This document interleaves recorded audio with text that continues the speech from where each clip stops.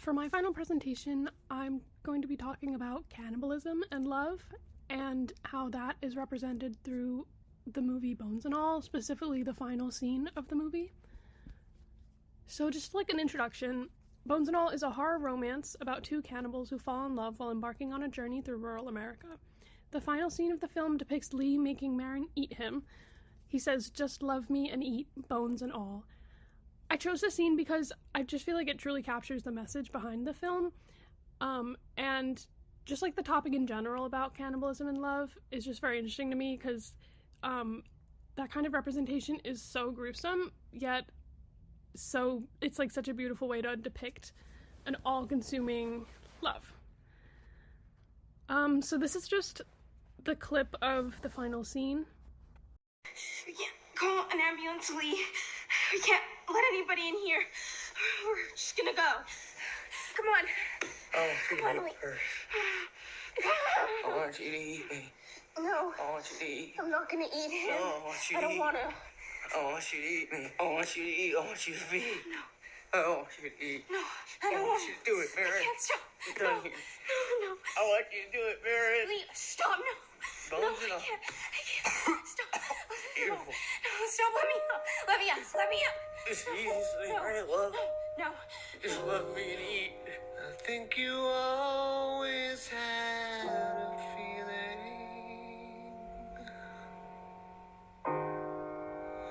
like you knew it all along. I kept believing I was never meant to be. Maybe I just had it wrong.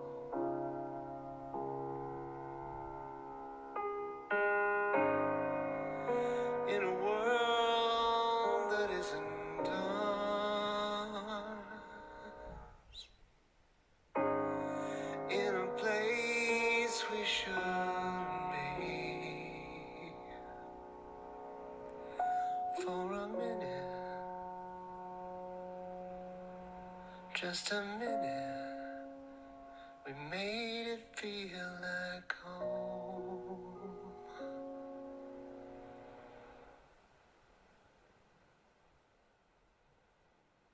For a minute, just a minute, you made it feel.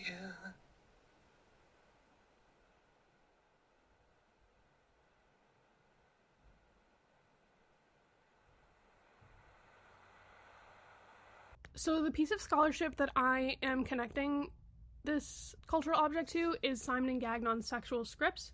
So I just included a couple quotes that I think relate to the movie. So, desire is not reducible to an appetite, a drive, an instinct. It does not create the self, rather it is part of the process of the creation of the self. And interpersonal scripts represent the mechanism through which appropriate identities are made congruent with desired expectations. So, in the film, Marin and Lee are defined by their desires. They are quite literally labeled cannibalists. So, their desires are who they are, as people. So the second piece of scholarship that I'm connecting Bones and All to is This Is How You Lose the Time War.